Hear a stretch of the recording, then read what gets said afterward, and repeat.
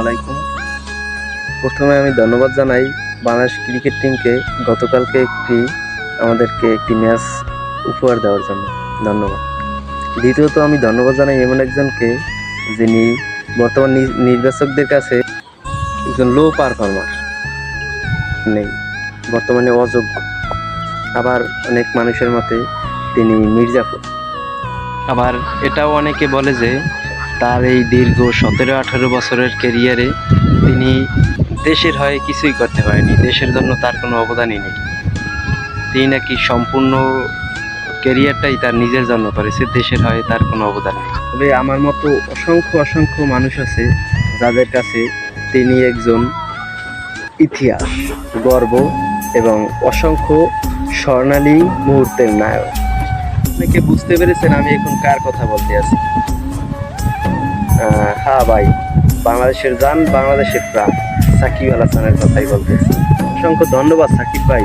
গতকালকে বাংলাদেশের ম্যাচ চলাকালীন ঠিক একই সময়ে গ্লোবাল সুপার লিগে দুবাই ক্যাপিটালসের হয়ে আপনার অলরাউন্ডার নৈপুণ্যে আমাদেরকে একটি মনোমুগ্ধকর পারফরমেন্স উপহার দেওয়ার জন্য অসংখ্য ধন্যবাদ সাকিব ভাই।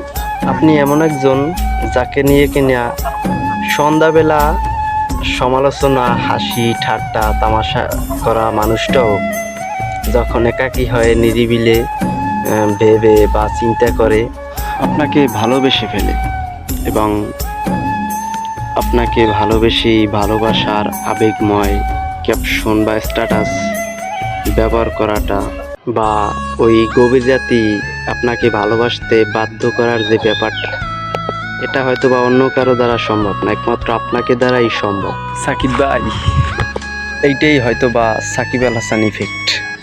কোন একটা সময়ে যখন জাতীয় দল টালমাটাল, নেতৃত্ব ও অভিজ্ঞতা ঘাটতি স্পষ্ট, ঠিক তখনই মনে পড়ে যায় আপনার একটাই নাম যে তার সাকিব আল হাসান।